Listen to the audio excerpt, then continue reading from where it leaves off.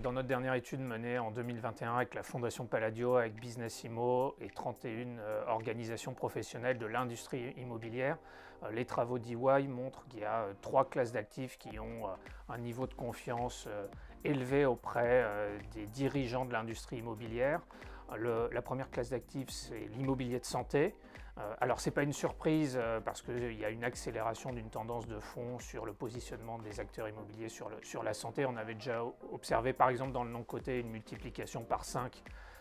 des portefeuilles entre 2013 et 2018, mais la crise vient accélérer et renforcer cette tendance sur l'immobilier de santé qui est suivi du logement ancien et de la logistique, donc le top 3 des actifs dans lesquels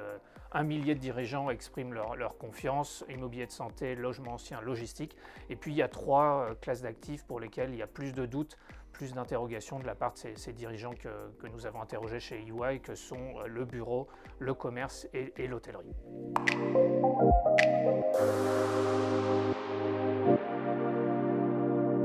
Alors la mixité des usages, c'est une grande question et c'est une préoccupation notamment des promoteurs immobiliers depuis quelques années. Ça pose un certain nombre de questions au niveau des territoires et des élus. Ce que j'observe moi chez EY auprès de mes clients élus, c'est qu'avant la mixité des usages, il y a un certain nombre de questions qui questionnent les aménageurs et les élus, que sont l'accès au foncier et le zéro artificialisation nette d'abord. Ensuite, avant la mixité des usages, c'est la relation et le dialogue avec les citoyens. Comment je recrée du dialogue dans les opérations d'aménagement, dans les projets immobiliers. Et puis 3, les préoccupations environnementales qui sont vraiment, depuis les dernières élections municipales et communautaires, une préoccupation très forte des élus avant que cette mixité des usages, qui est une préoccupation des professionnels de l'industrie immobilière, par exemple sur le logement, créer des chambres d'hôtes, des rooftops partagés, des jardins partagés, des potagers collectifs, qui ne sont pas quand même sans poser un certain nombre de questions sur la façon dont ça va être géré dans le temps, approprié par les citoyens, les habitants des immeubles. Et on sait à quel point la vie d'une copropriété est un exercice pas facile pour tous ceux qui ont eu la chance de s'impliquer dans un conseil syndical, à quel point la gestion de ces espaces mixtes, notamment dans les immeubles de logement, vont sans doute poser un certain nombre de problèmes dans la vie de tous les jours. La place du numérique dans l'industrie immobilière, on sait, tous ceux qui travaillent dans l'industrie immobilière savent que les acteurs de l'immobilier sont en retard dans l'appropriation du numérique. Dans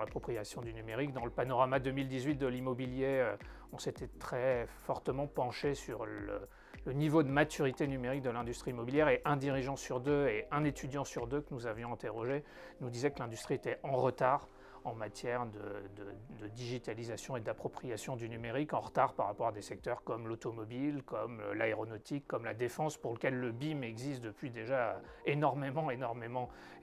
d'années. Depuis 2018, on constate une accélération de la prise de conscience. Donc sur les salons professionnels, à l'époque où ils se tenaient encore avec énormément de monde, que ce soit au CIMI, au MIPIM, il y avait énormément d'appels à projets de start-up sur l'ensemble des stands de l'ensemble des acteurs de la chaîne de valeur. Donc il y a eu aussi depuis quelques années la volonté de faire rentrer l'innovation et le numérique dans les groupes, avec parfois des innovations un peu gadgets au cours des dernières années. Puis nous, on constate chez EY une 3e phase là aujourd'hui, qui est de se dire maintenant le numérique, les data, le digital doivent être au service du business model en profondeur de l'entreprise. Donc il y a un peu un tri qui s'opère entre un certain nombre d'innovations et de solutions de start-up qui étaient parfois un peu gadgets ou avec des business models pas très éprouvés, pour maintenant vraiment se concentrer sur les éléments qui vont vraiment être utiles au cœur d'activité de l'entreprise, notamment pour répondre aux obligations climatiques, aux obligations ESG, ISR, qui demandent une industrialisation très forte de la data, des processus, des données, probablement un peu de RPA, d'intelligence artificielle. Et donc je pense qu'on est devant quelques années de travail assez fort de tous les professionnels pour progresser sur le champ du numérique.